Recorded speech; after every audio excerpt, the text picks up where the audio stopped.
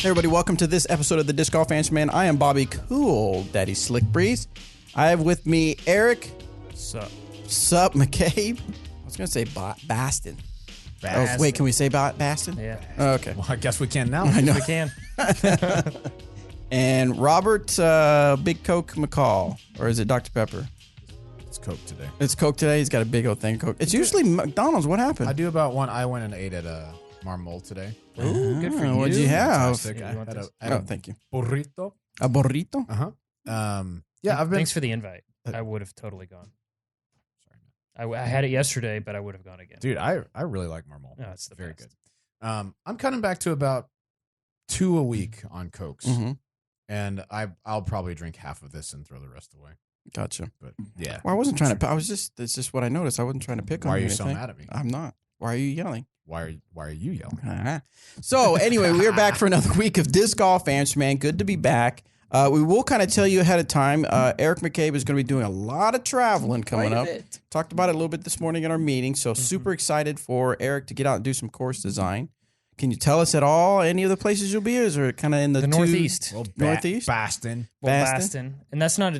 That's. I'm just going to Boston tomorrow for a walkthrough. It's not in Boston, obviously. It's a suburb of Boston, but I'll be out there tomorrow just for the day, and then.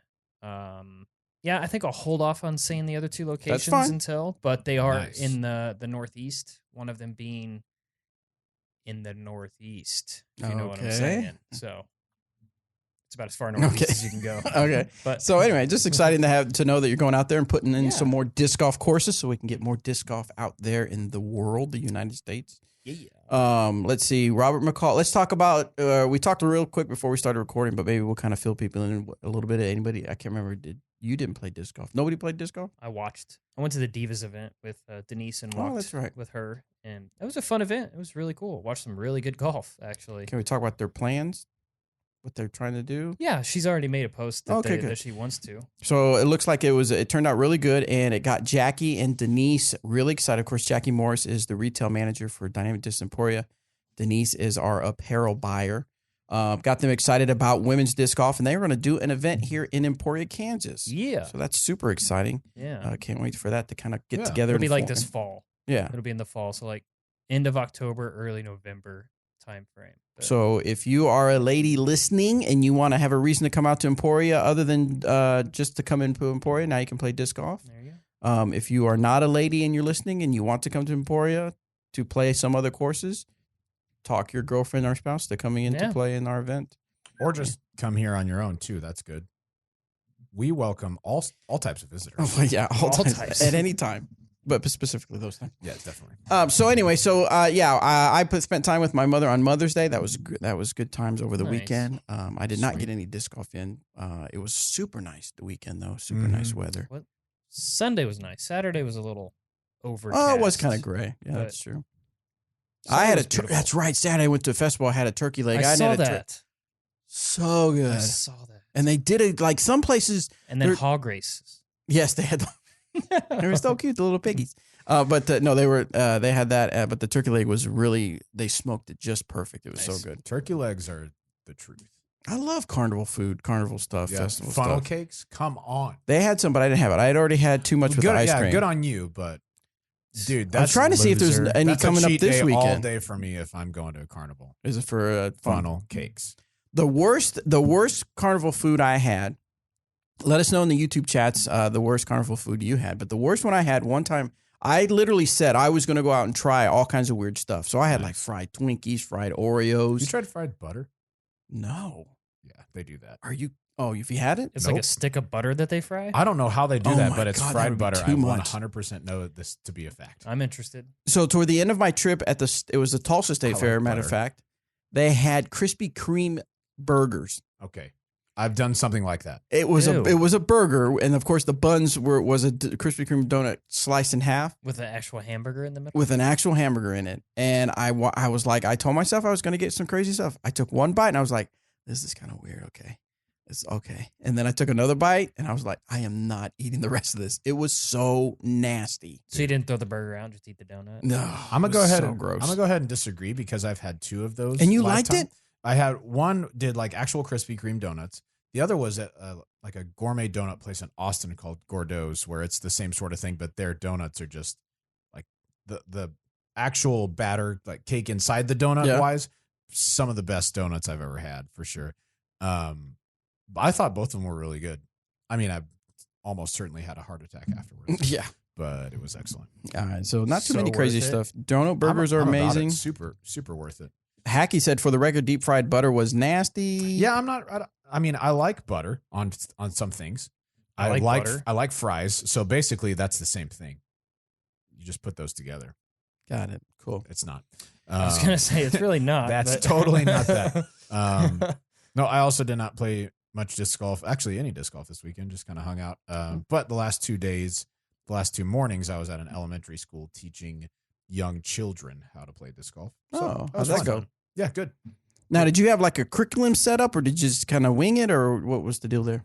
I mean, it was different times for different classes. Some of them were 15 minutes. Some of them were for 30. So we talked about the same things each day. I just got to elaborate a little bit more on or for each class, got to elaborate a little bit more on the half-hour ones. But yeah, Gotcha. not like a specific set curriculum, but if you can only spend 2 days with people, I mean, I just did throwing and putting, Gotcha. and it was fun. Very cool. Did you let them throw and putt? No, it was all me. Just let Once while I was demonstrating, just like trying to put it close to the basket, because in a limited space that you have in schools, a lot of times, like, you're not trying to get to the kids to throw as hard as they can. Correct. And so I always play a game with them, try and get it as close to the basket without going past it. Right. And so I was kind of trying to demonstrate just getting it close. I wasn't really trying to leave it short or long or whatever. And I just threw it in, and all the kids, it was from 100 feet, not super far, but all the kids flipped out, and the PE teacher turned to me and she was like, "Did you mean to do that?" I was like, "Yes." No, I wasn't even aiming. I just tossed it over there, and it happened to go in. That was pretty awesome. That's hilarious. Yeah.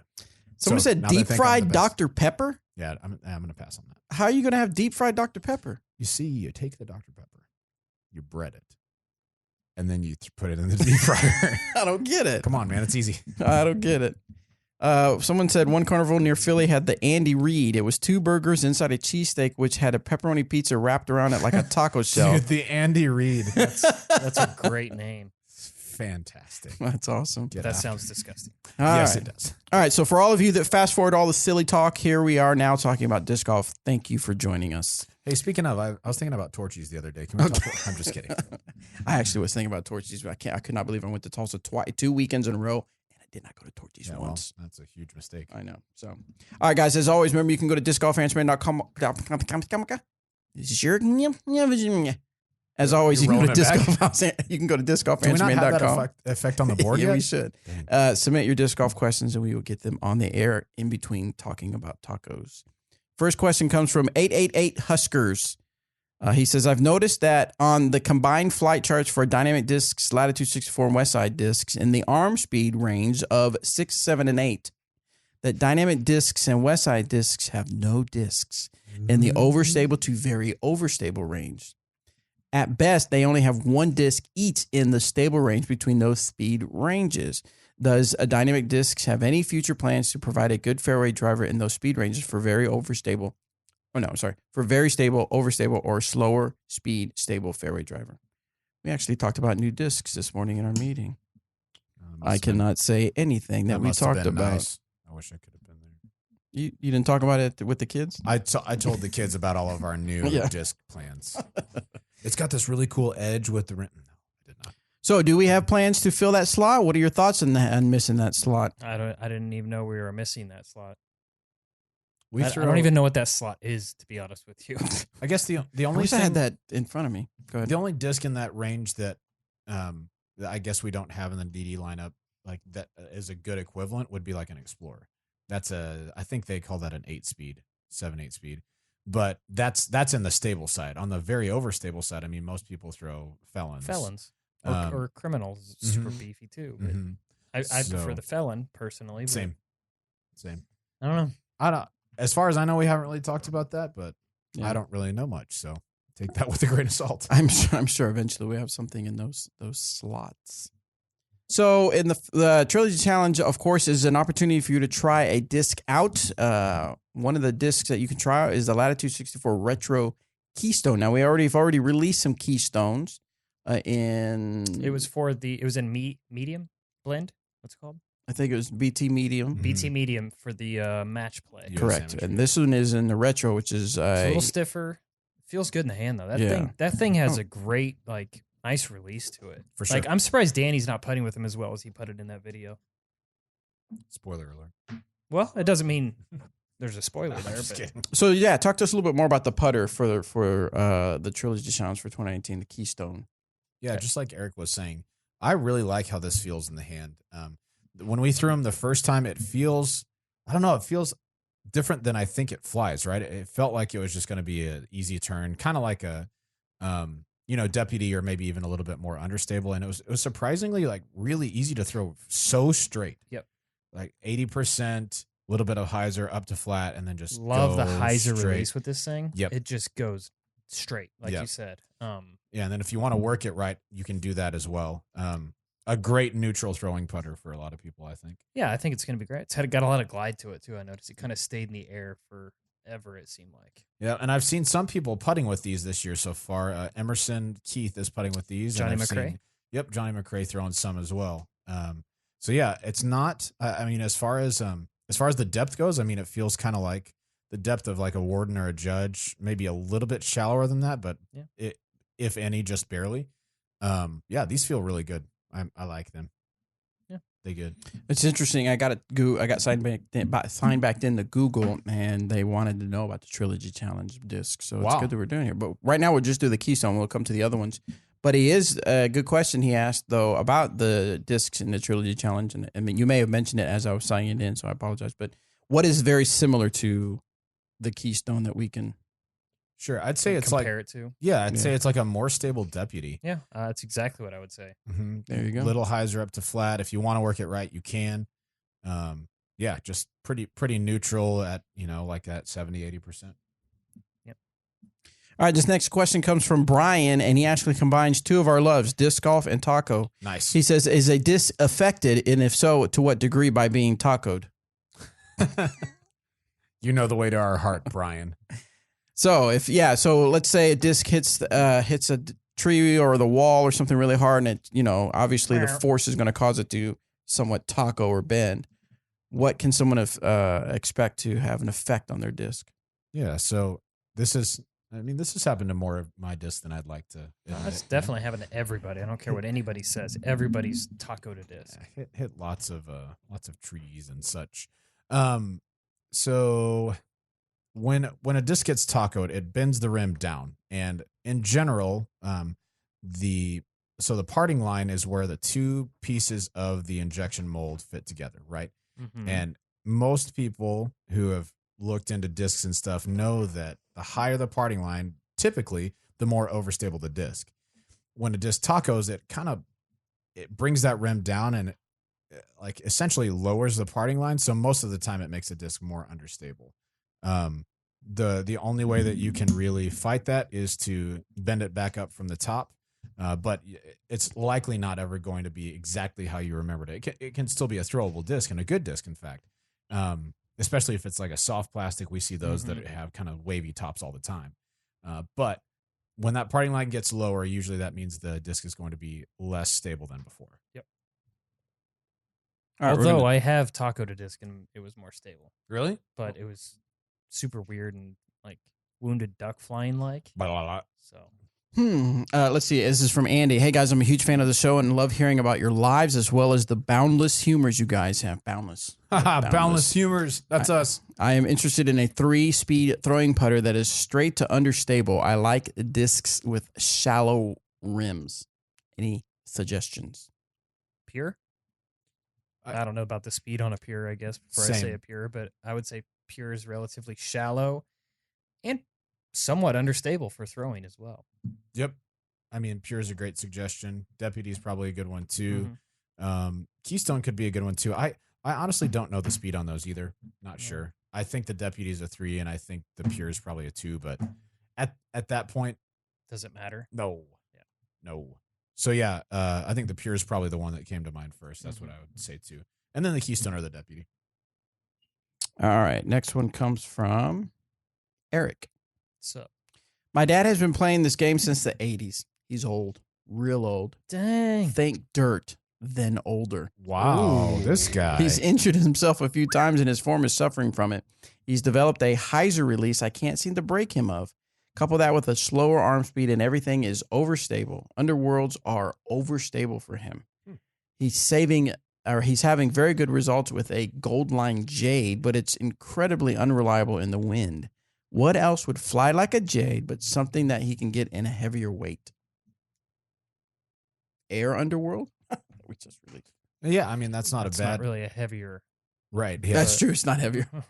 Underworlds are lighter. stable for him. Jades are good, but not in the I would wind. just say throw an Underworld in the wind. Yeah. Like a heavier Ah, Underworld yeah. when it's windy, and see what kind of results you get from that. Yeah, and you might try like a TP Underworld instead of a VIP. Sometimes the Fusion TP Gold Line plastics tend to be a little less overstable. So that might be something to try out.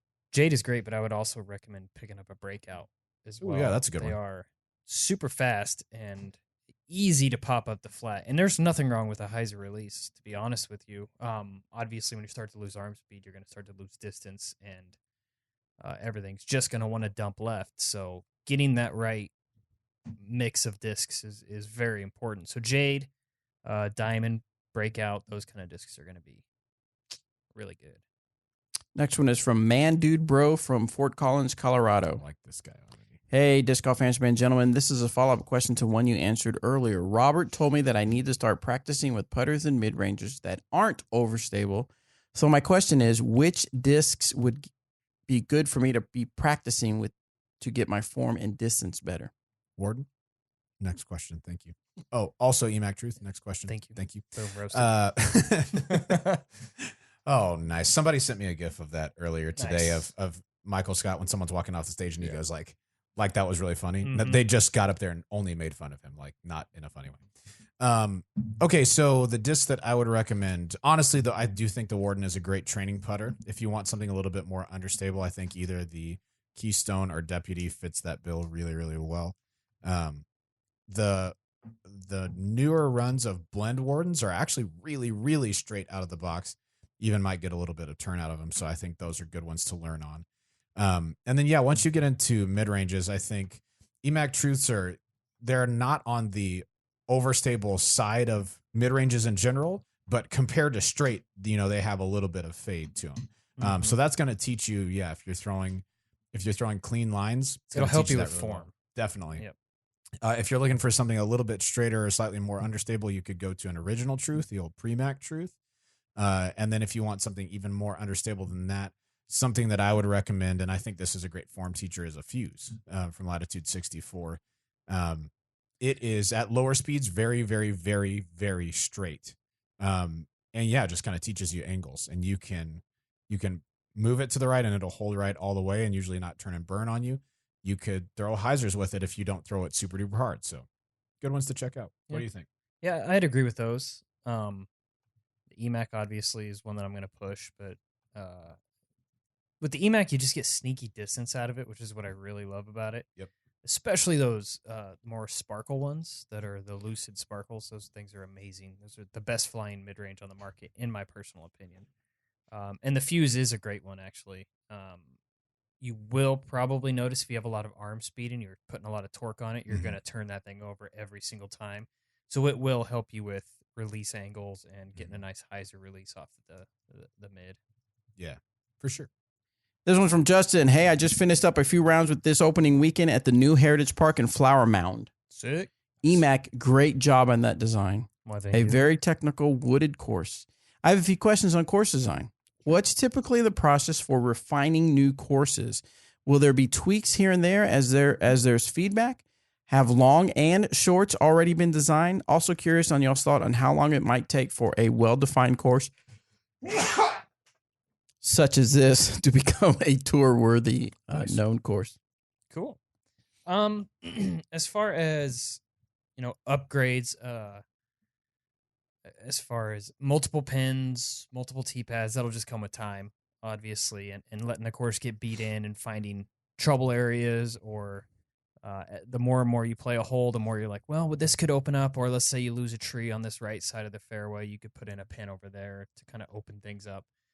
So that just takes time, to be honest with you, and that's all that they really wanted in the beginning was one tee, one pin, and just to kind of see what kind of popularity the course would have, and it's been overwhelmingly popular, which has been awesome. Yeah, it's a great tight wooded course.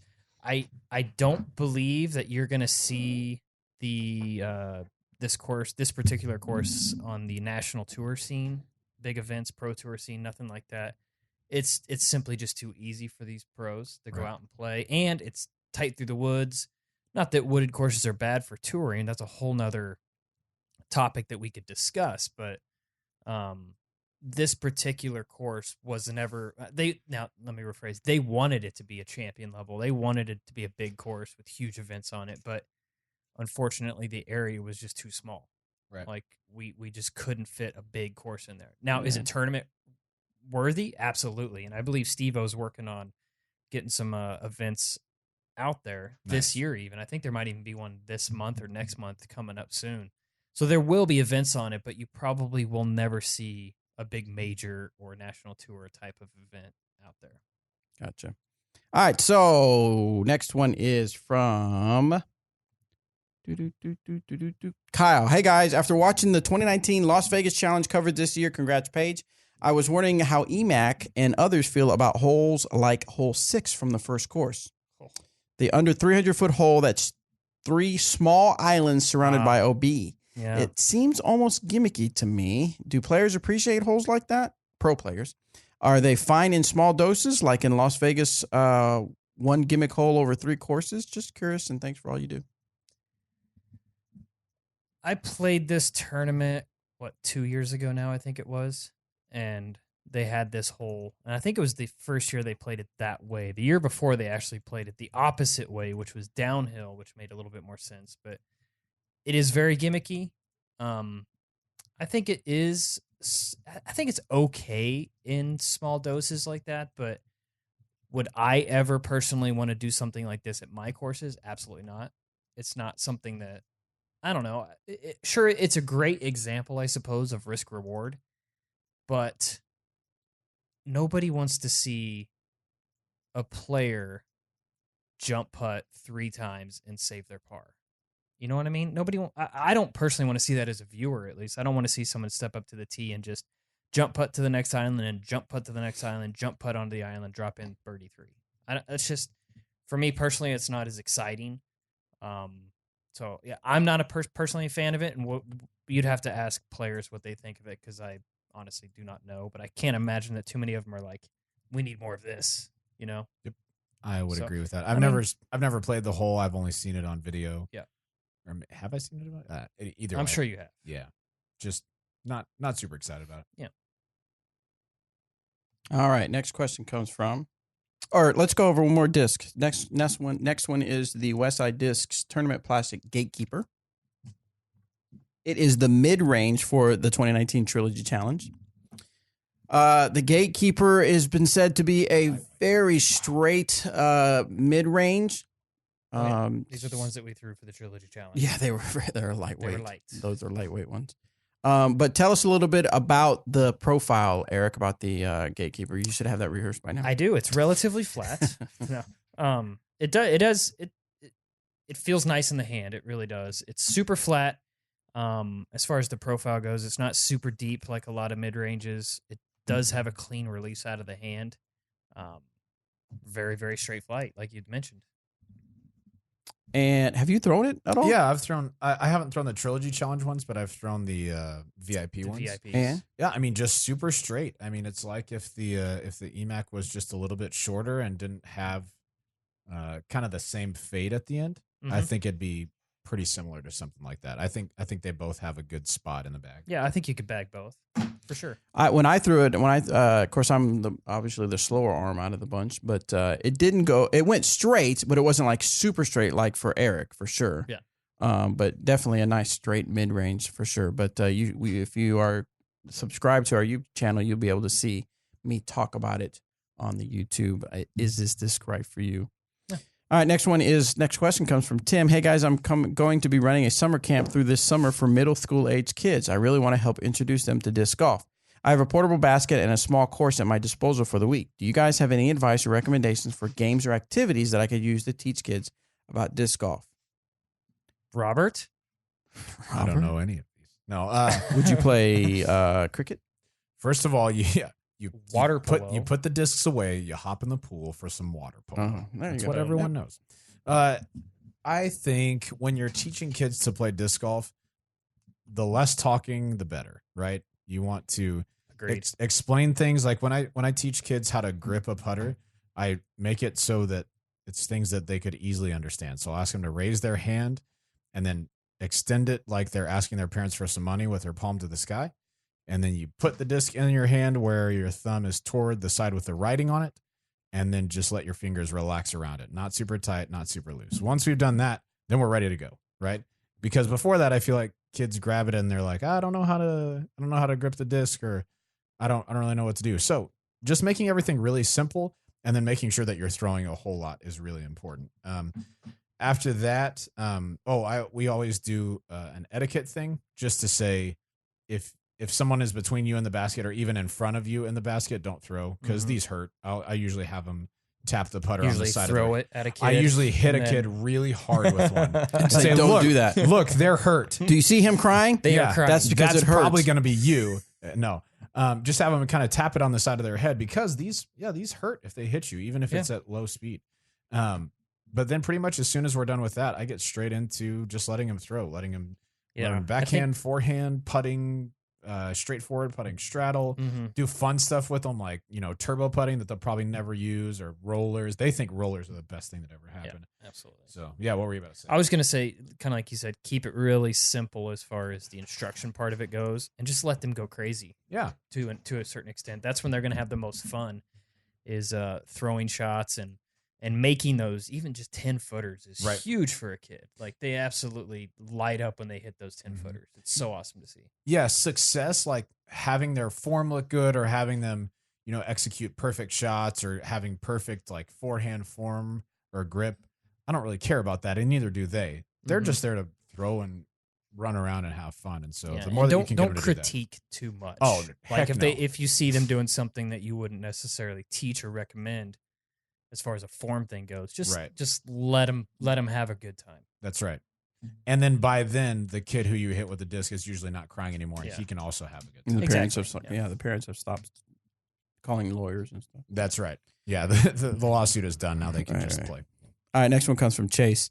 I'm wondering what more I should do to improve my game. I have made good dietary choices. Nice. I have flexibility training, strength training, endurance training, around 3 hours of practice putting per day. Wow. And 2 hours of watching disc golf. I also play 3 to 5 times a week, 1 field work session a week, and form checking. Annoyingly, I also have to go to school and chores. I am 13 for reference. Thanks, Cool Daddy Slick Breeze, Emowak, and Warden. Emowak. And then he says, # team judge. Well, that's dumb. I am no longer interested in answering this question. Chase, it seems like you have a lot of time on your hands. I know. Yeah. How many hours per day is that? I get it. You're 13 years old. You have a lot of energy, I'm sure, to do all that. I think that's great. Just don't do too much. Right. 3 hours of putting day. 3 hours of putting. That's impressive. That's the thing that stuck out to me most. I can't, like, when I've practiced putting and when I've been, like, at my 3 best minutes? putting.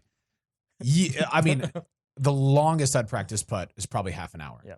Because past that, like, maybe I'm just old, but like your back starts to feel it because you're holding an athletic position for longer than you normally would. Well, you start to do bad habits, which is never a good thing. Yeah, if it was up to me and I was giving you advice, I would say 3 hours is too long to practice putt. Focused practice is better than just practice for the sake of practice. So get out there, do your favorite putting game. I like to lay 5 putters down, make the closest one, back up to the next one, make that one, back up to the next one, right? And once I've made all of them, then I'll take the front one and move it to the back. So So maybe now that's a 15-footer to start and a 35-footer last. Whatever.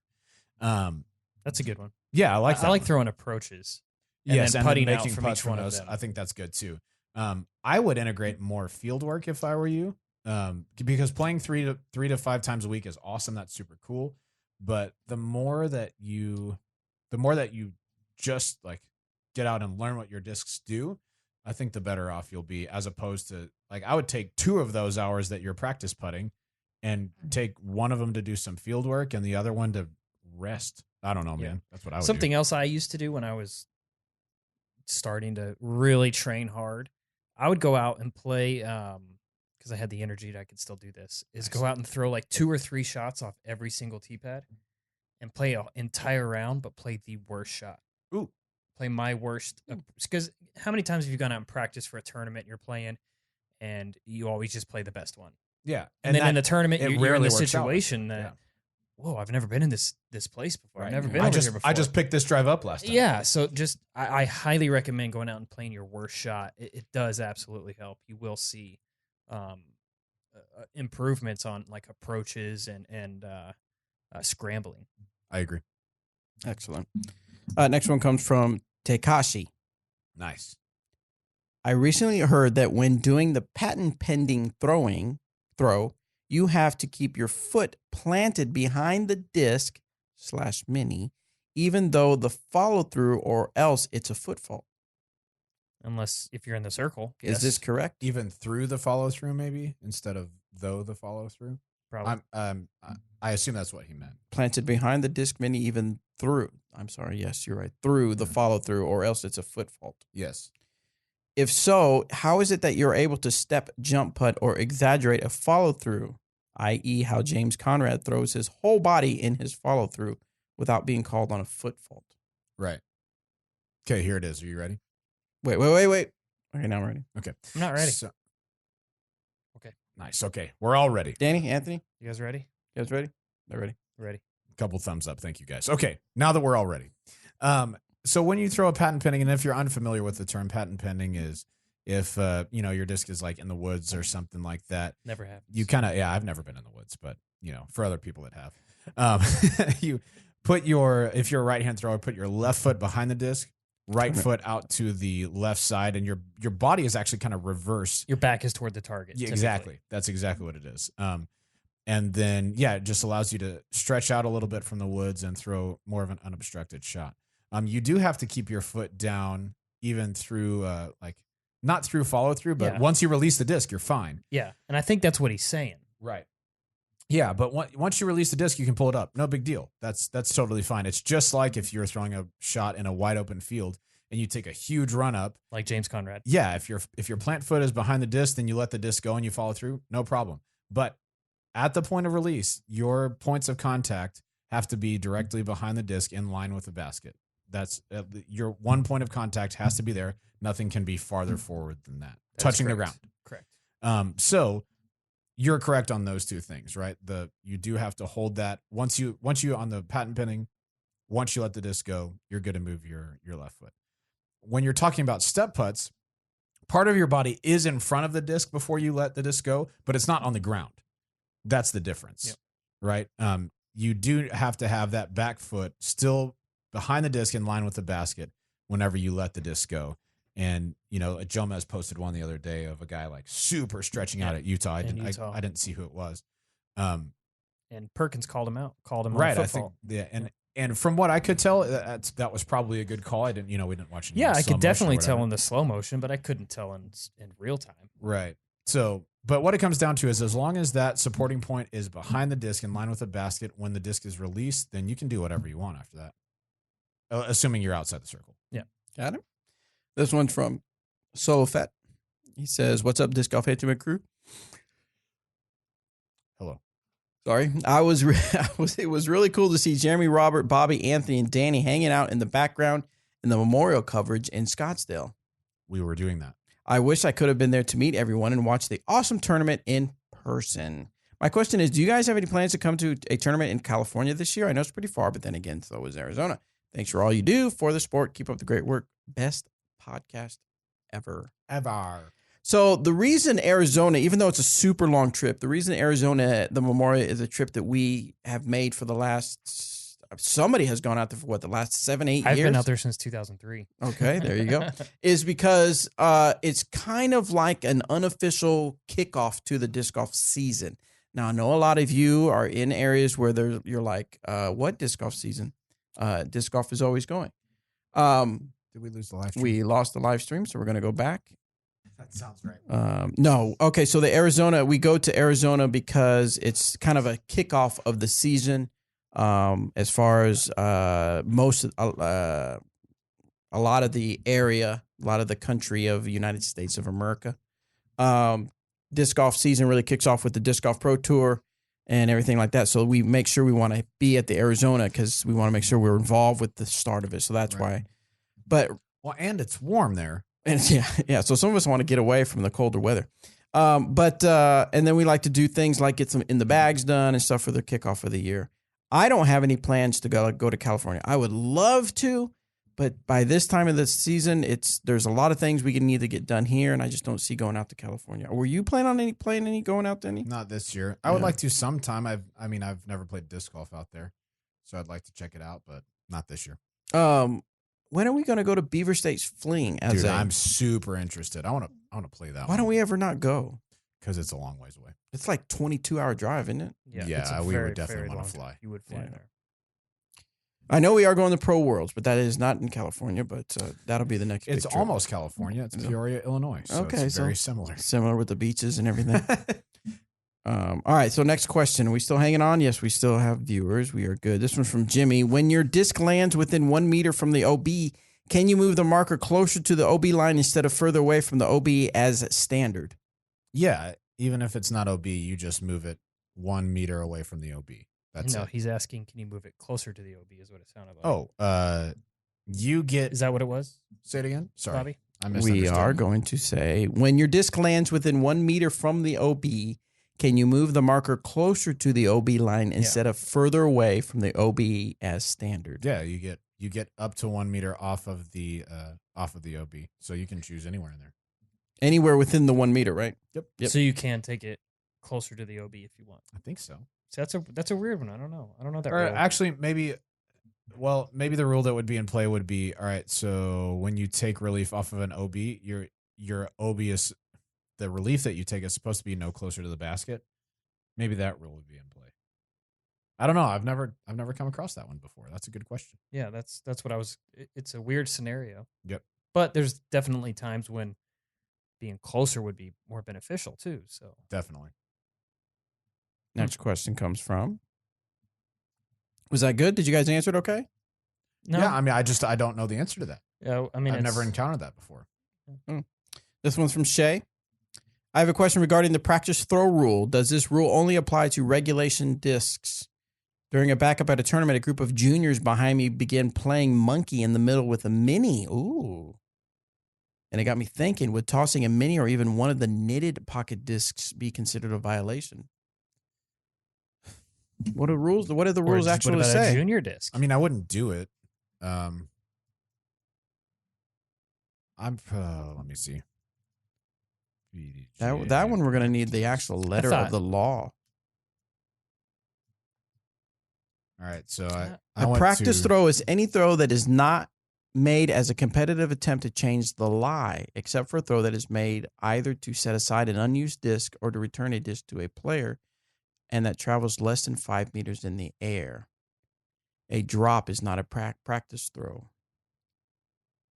A player receives 1 penalty for making a practice throw. Wow. Throw itself is disregarded. Yeah. Surely there's got to be some rule that... Well, we looked at this.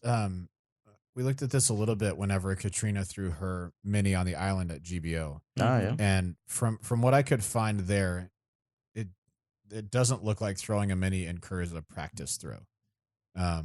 There is something about illegal discs. You could say that an illegal disc would be, a mini is too small for competition, so I guess you could classify it as throwing an illegal disc. But gosh, I just wouldn't do it. I don't think it's advisable during a tournament.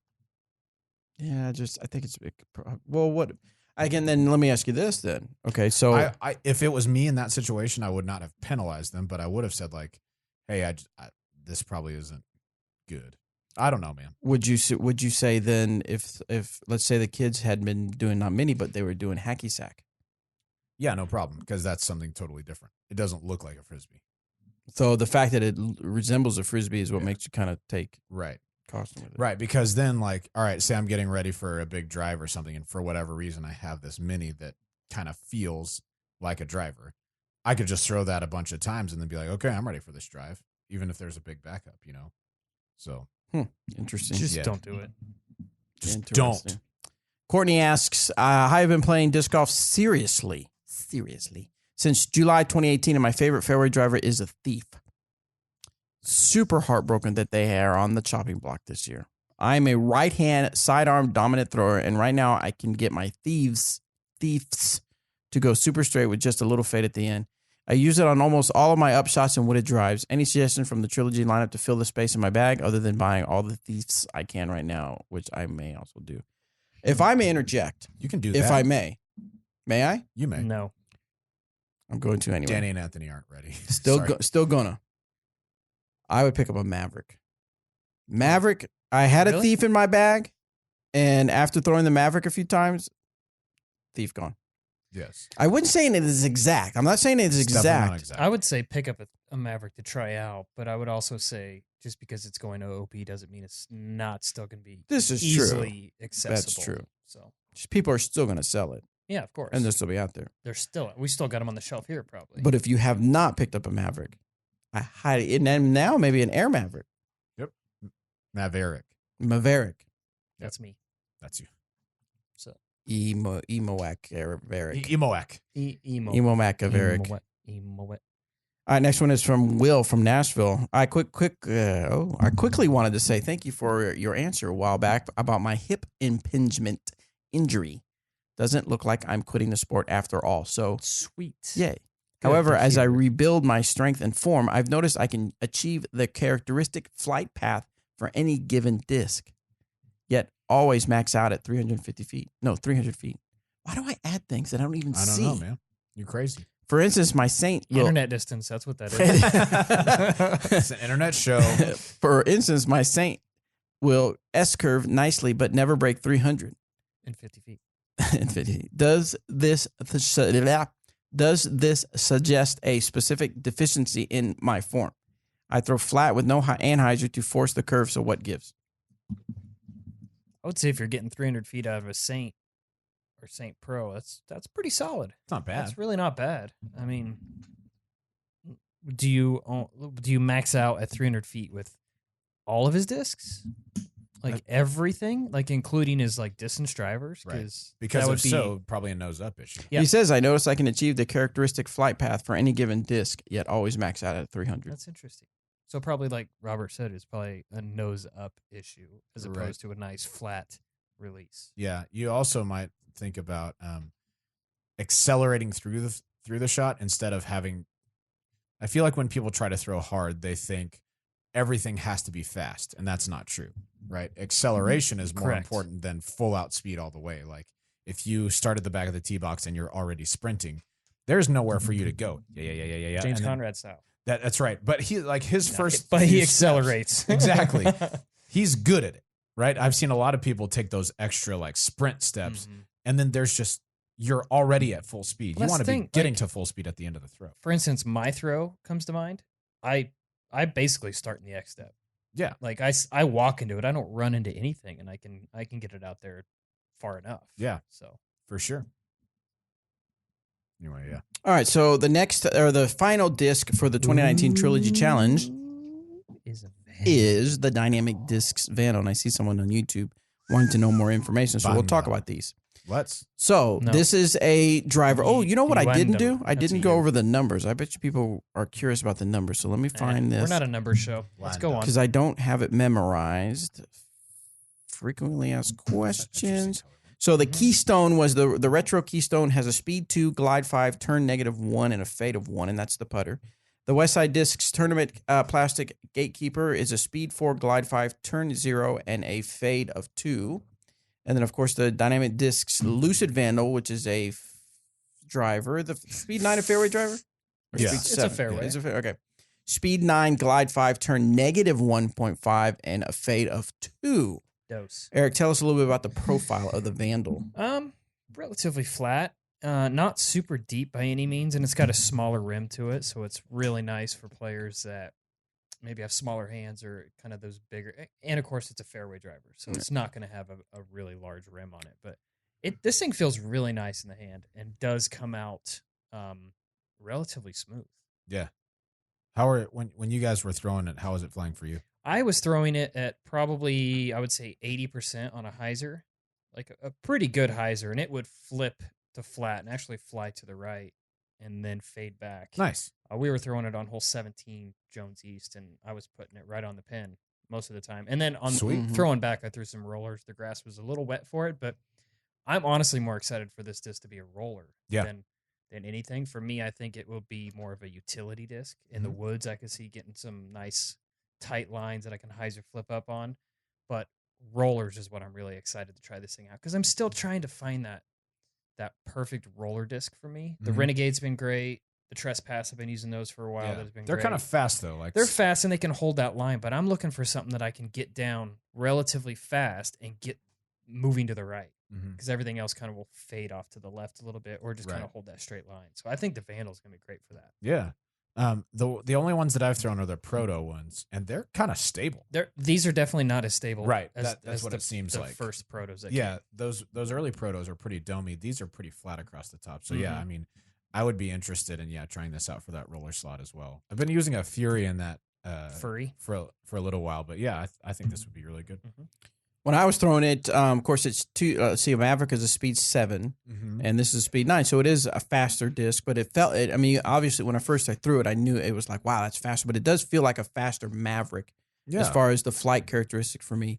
Doesn't turn over really for me. Now, I haven't the prototypes that Robert is talking about. I actually have them on my back because I want to throw them and get them worked in. He gave them to me.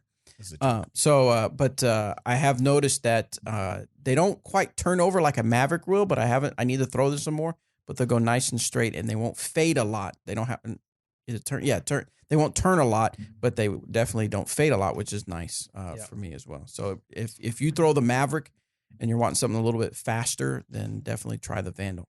Now, people keep asking, when can I get these discs if I can't play a Trilogy Challenge? These particular plastics, the Lucid and the Vandal, the Tournament and the Gatekeeper, the Retro and the Keystone, will not be available unless you play a Trilogy Challenge. If you're like, Bobby, I can't play a Trilogy Challenge. Well, why don't you host one? You can host the Trilogy Challenge and you can have all the Vandals, Gatekeepers, and Keystones you want. I thought you were going to say, we'll figure it out. Yeah. I would have respected that. If none of that applies to you, then you have to wait until all the Trilogy Challenges are over, which is, I don't know the exact dates, but usually about September-ish.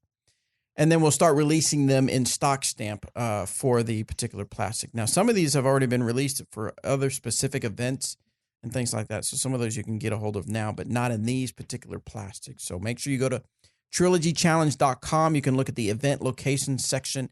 And it looks like they start, if the internet would hurry up and catch up with me, first on the docket, May 25th is when you can start playing them. So about 11 days from now. Let's go. You can start playing some Trilogy Challenges. All right, guys. So that's all the time we have for Disc Golf Answer Man answering questions. We have the After Show where we have a topic that we're going to talk about that I wanted to get Eric and Robert's opinions on. Muy interesante. I have my own opinion. So if you want to find out what that topic is about and kind of have some casual conversations and hang on for the Disc Golf Answer Man After Show. Thank you guys for putting up with our technical difficulties. I apologize. We try to have a good show, but sometimes crap happens. He did it on purpose. I did it on purpose. So, all right, we'll see you guys. Crap.